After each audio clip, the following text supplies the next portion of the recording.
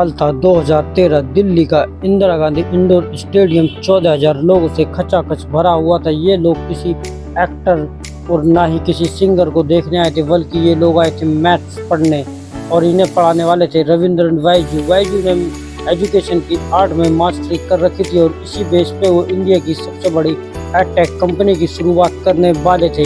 और साथ ही इसी कंपनी का सबसे बड़ा बिगेस्ट डाउनफॉल भी देखते हैं इस वीडियो में। 14 के इंस्पायर की वीडियो में फिर आपका एक बार स्वागत है। रविंद्रन वाइजू का जन्म 1980 में केरला में हुआ और इनके पेरेंट्स एक लोकल गवर्नमेंट टीचर थे। हर मिडिल क्लास फैमिली की तरह इनके पास भी करियर के दो ऑप्शन थे, डॉक्टर या इंजीनियरिंग। तो इन्होंने इंजीनियरिंग को चॉइस की और साथ अपनी इंजीनियरिंग 2000 में कंप्लीट की और 2001 में एक एज ए शिपिंग फर्म में जॉब करने लगे। और अगले 2 साल में जो होने वाला था वो रविंद्र ने भी अंदाज़ा नहीं किया था। इनके कुछ फ्रेंड IIM में एडमिशन लेने के लिए कैट एग्ज़ाम को क्रैक करना चाहते थे, जिसकी लिए इन्होंने मदद ली रविंद्रन की। रविंद्रन ने उन्हें साथ में पढ़ाया ही नहीं बल्कि खुद भी साथ में एग्ज़ाम को दिया और 12 में से 4 फ्रेंड ने इस एग्ज़ाम को क्लियर करा और रविंद्रन ने करा स्कोर 100। उसके बाद भी उन्होंने ना ही कोई IIM ज्वाइन किया और अपनी जॉब को रखा कंटिन्यू। 2005 में वो फिर से कैट एग्ज़ाम को देते हैं और फिर से दोबारा से उनकी रैंक आती है 100 में से 100%। उसके बाद रविंद्रन चारों तरफ कैट टॉपर के नाम से फेमस हो जाते हैं और स्टूडेंट की लाइन लग जाती है उनसे पढ़ने के लिए। कुछ ही समय में उन्हें रियलाइज़ हो जाता है कि उन्हें टीचिंग बहुत पसंद है और वो पूरी लाइफ यही करना चाहते हैं। 6 में छोटी सी क्लासेस से उन्होंने स्टार्ट की वाइजू क्लासेस फॉर कैट से। बहुत ही जल्दी ये क्लासेस ऑडिटोरियम में बदल गई, जहाँ पे वो 12 से स्टूडेंट के लिए एक साथ पढ़ाने लगे। रविंद्रन का पढ़ाने का स्टाइल कुछ अलग ही था। वो मार्क्स से ज़्यादा कॉन्सेप्चुअल लर्निंग पर फोकस करते थे। जिन बच्चों को बचपन से ही रट्टा मार के पढ़ाना सिखाया गया हो उनके लिए ये फॉर्मूला काफ़ी मददगार था। इसलिए अगर रविंद्रन के पास 10 स्टूडेंट फ्री क्लासेस को अटेंड करने आते थे तो उसमें से 9 स्टूडेंट पेड क्लासेस में एनरोल करते थे। इस सक्सेस को देखते हुए रविंद्रन ने अपने इस कॉन्सेप्ट को 4 शहर में एक्सटेंड कर दिया, मुंबई, पुणे, बेंगलुरु और चेन्नई में। इन्हीं क्लासेस को देखते हुए उनकी मुलाकात कई टैलेंटेड स्टूडेंट और अपनी फ्यूचर वाइफ दिव्या गोकुल नाथ से मुलाकात हुई। कुछ स्टूडेंट इवन दिव्या आगे चलकर उनकी company think and learn private limited की को-फाउंडर बनी और कुछ स्टूडेंट अर्ली एम्प्लॉय बनी। 2009 तक वाइजू क्लासेस ने 9 शहरों तक एक्सपेंड कर दिया था। वो दिन रात काम करते थे और ट्रैवलिंग के दौरान वो अपने कंटेंट को ज़्यादा एक्सेसिबल और इंगेज बनाने पर काम करते थे। ये उनकी क्लासेस में इतने ज़्यादा स्टूडेंट होते थे कि डाउट पूछना पॉसिबल नहीं होता था। इसलिए रविंद्रन ने अपने कोर्स को ऐसे डिज़ाइन किया था कि स्टूडेंट को हर क्वेश्चन का डाउट पहले ही मिल जाए। उनकी कड़ी मेहनत के कारण वाइजू की डिमांड कई और शहरों से आने लगी, लेकिन रविंद्रन को इन शहरों में फिजिकल प्रेजेंट रहना पॉसिबल नहीं होता था। 7 काम करके थक चुके थे और वाइजू को रविंद्रन ने डिजिटाइज करने का फैसला लिया। 2009 में उन्होंने VSAT यानी वेरी स्मॉल एपेंडेंट टर्मिनल नाम की satellite waves broadcast technology use की और अपने लेक्चर को 45 सिटीज़ में ब्रॉडकास्ट किया। VSAT टेक्नोलॉजी के साथ वे एक बहुत ही बड़ी एडटेक कंपनी की नींव रख चुके थे। 2011 में उन्होंने एक्सपेंड करने के लिए think and learn private limited को एस्टेब्लिश किया। वो पैशनेट टीचर की एक टीम तैयार की और सबसे बड़ी बात वाइजू ने स्कूल ट्यूशन में एंट्री ले ली, क्योंकि इंडिया में करीबन 25 करोड़ गोइंग स्कूल स्टूडेंट हैं और रविंद्रन को समझ आ गया था कि उन्हें इन सब तक पहुंचना है तो मोबाइल ऐप लॉन्च करना होगा। 2013 में वाइजू ने मणिपाल ग्रुप से 26% इक्विटी के बदले 50 करोड़ की फंडिंग उठाई और साथ ही साथ अपने मोबाइल ऐप को डेवलप करना शुरू कर दिया। वाइजू ने देखा कि हर स्टूडेंट की लर्निंग अप्रोच और स्पीड डिफरेंट होती है।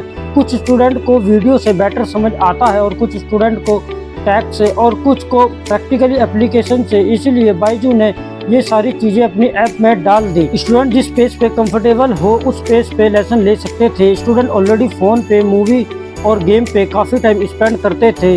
इसका मतलब स्टूडेंट का ध्यान पढ़ाई पे तभी आएगा जब एजुकेशन कंटेंट की क्वालिटी गेम से सिमिलर हो। इसलिए बाइजू ने एक्सपर्ट टीचर, मोशन आर्टिस्ट और 3D artist and expert musician को हायर किया अपने कंटेंट को नेक्स्ट लेवल पे ले जाने के लिए। इन्वेस्टमेंट और कड़ी मेहनत के बाद 2015 में लॉन्च हुआ द बायजू लर्निंग ऐप और इसके बाद भी बायजू टैबलेट और एसडी कार्ड में प्री लोड कोर्स सेल करता था। इन दोनों प्रोडक्ट के लॉन्च होते ही कस्टमर ने बहुत अच्छा रिस्पांस दिया और देखते ही देखते 2015 में शिकोवा ने $25 मिलियन लगाए। 2006 में मार्क जुकरबर्ग की ऑर्गेनाइजेशन ने $50 मिलियन लगाए। करोड़ों की फंडिंग के बाद बायजू का सिर्फ एक ही एम था, सेल।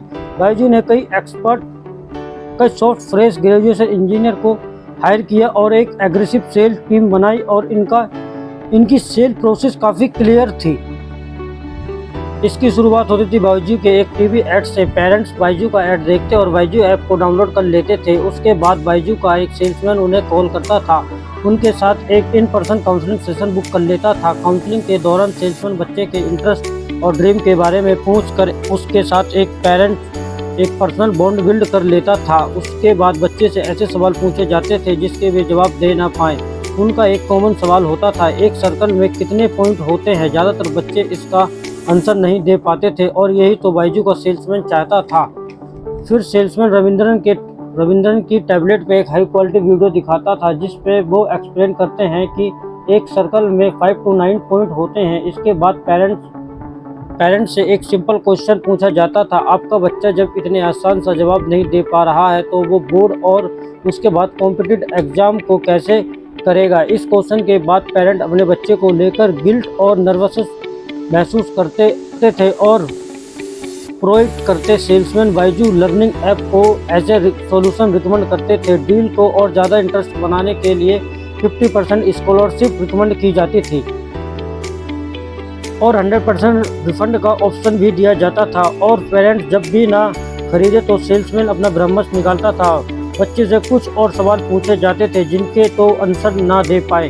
फिर सवाल से रिलेटेड टॉपिक का एक वीडियो दिखाई जाता था और सवालों को दोबारा पूछा जाता था। इस बार बच्चा इन सवालों को जवाब सही देता था। बच्चे की इस इम्प्रूवमेंट को देखते हुए पेरेंट काफ़ी खुश हो जाते थे और अब तक तो बच्चा बायजू का टैबलेट लेना चाहता था। फाइनली पेमेंट फीस पे कर देते थे और बायजू की एक सेल क्लोज हो जाती थी। और ये एक ऐसी सेल ट्रिक थी जो कभी फेल नहीं होती थी। इसी सेल की ट्रिक की बेस पे बायजू बुलेट की रफ्तार से ग्रो करता चला गया। 2018 में $1 बिलियन वैल्यूएशन के साथ बायजू इंडिया का पहला एडटेक यूनिकॉर्न बन चुका था और मार्च 2020 तक करीबन 4 करोड़ यूजर के साथ उसकी वैल्यूएशन करीबन $8 बिलियन तक पहुंच गई। तभी कुछ ऐसा हुआ जिसने बायजू की ग्रोथ को और स्पीड बूस्ट दे दिया, COVID-19। have therefore made the assessment that COVID-19 can be characterized as a pandemic. पूरे देश में लॉकडाउन अनाउंस कर दिया गया। आज रात 12 बजे से संपूर्ण देश में संपूर्ण लॉकडाउन होने जा रहा है और स्टूडेंट को ऑनलाइन एजुकेशन पर निर्भर होना पड़ा। इसी अपॉर्चुनिटी को देखते हुए बायजू ने कुछ हफ्तों के लिए अपनी क्लासेस फ्री कर दी ताकि वो ज़्यादा से ज़्यादा यूज़र को एक्वायर कर सके। इसी स्ट्रेटजी को देखते हुए बायजू का ऐप यूज़र 60% इंक्रीज हो गया। देखते ही देखते कुछ दिनों का लॉकडाउन अब महीनों में बदल चुका था। इसी के लिए ई लर्निंग का ऑप्शन भी तेज़ी से बढ़ता जा रहा था। एडटेक इंडस्ट्री की एक्सक्लूसिव ग्रोथ को देखते हुए investor capital investor FOMO create हो गया। वो एडटेक इंडस्ट्री में इन्वेस्ट करके पैसे बनाने की इस अपॉर्चुनिटी को मिस करना नहीं चाहते थे, इसलिए उन्होंने एडटेक कंपनी में मुंह मांगी कीमत पे हजारों करोड़ पैसे का लगाना शुरू कर दिया। जहां 2019 में एडटेक सेक्टर में टोटल 429 मिलियन की इन्वेस्टमेंट आई थी और 2020 में ये इन्वेस्टमेंट $2,200 मिलियन 2021 में 4,165 मिलियन हो गई। लेकिन कैच ये है कि इसमें भी 50% फंडिंग केवल बायजू को मिली थी। हजारों करोड़ की फंडिंग के बाद बायजू ने एक के बाद एक अपने से छोटे स्टार्टअप को बहुत ही महंगे दामों में खरीदना शुरू कर दिया। जैसे कि कोचिंग में एंट्री लेने के लिए उन्होंने $300 मिलियन में व्हाइट हैट जूनियर को खरीद लिया। सिमिलरली टैंकर, टॉपर, स्कॉलर जैसे स्टार्टअप को भी खरीद लिया। इनमें से 3 स्टार्टअप यूएसए के थे। रविंद्र इन स्टार्टअप के जरिए यूएस मार्केट में अपनी जगह बनाना चाहते थे। इन को तेज करने के लिए बायजू ने $1.2 बिलियन का एक लोन तक भी ले लिया था, बड़ी जो कि काफ़ी बड़ा अमाउंट है। और सबसे ज़्यादा न्यूज़ तो तब बनी जब बायजू ने आकाश को $1 मिलियन में एक्वायर कर लिया था। बेसिकली 4 साल पुरानी बायजू ने 33 साल पुरानी आकाश कोचिंग जॉइंट इंस्टीट्यूट को एक्वायर कर लिया था। कुछ एक्सपर्ट का कहना है कि बायजू ने आकाश को उसकी वैल्यूएशन से ज़्यादा 20 to 30 ज़्यादा पैसे दे दिए थे। मार्च 2020 तक 58,000 एम्प्लॉय और 22 बिलियन की वैल्यूएशन के साथ बायजू अपने पीक पे पहुंच चुका था। लेकिन एक प्रॉब्लम थी, कोविड-19 पैंडेमिक इफेक्ट अब धीरे धीरे कम हो रहा The World Health Organization today declared an end to the COVID-19 global health emergency. था और इसी कारण बायजू की ग्रोथ में एक डेडली ब्रेक लगने वाला था, और एक ऐसा ब्रेक जो पूरे इंडिया को शॉक करने वाला था। करें, शेयर करें, कमेंट करें और चैनल को सब्सक्राइब करें।